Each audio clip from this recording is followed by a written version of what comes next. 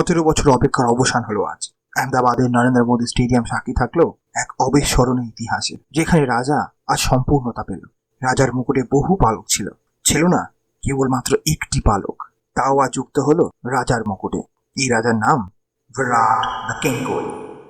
এবছর আইপিএল 18তম আসরে পদার্পণ করেছিল, আর এই 18তেই বাজিমাত। ব্যাট করতে নেমে আরসিবি পাঞ্জাব কিংসকে 191 রানের টার্গেট দেয়। এই ম্যাচে কিং কোহলি সংগ্রহ 35 বলে 43 রান।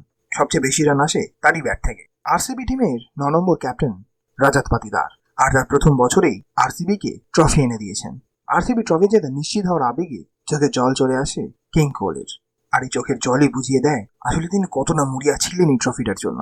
বহু কটূক্তি, বহু ট্রোলিং এর সম্মুখীন হতে হয়েছে তাকে। আজ সেই সব কটূক্তি, ট্রোলিং এর জবাব তিনি দিয়েছেন তার ওই চোখের জল দিয়ে। বুঝিয়ে দিলেন রাজত্ব করতে গেলে সবসময় অস্ত্র লাগে না, কখনো কখনো ব্যাট হাতেও বিশ্ব জয় করা যায়। Congratulations Rajat Patidar and the Virat the King Kohli, and also congratulations all players and support staff. Finally, the king was complete.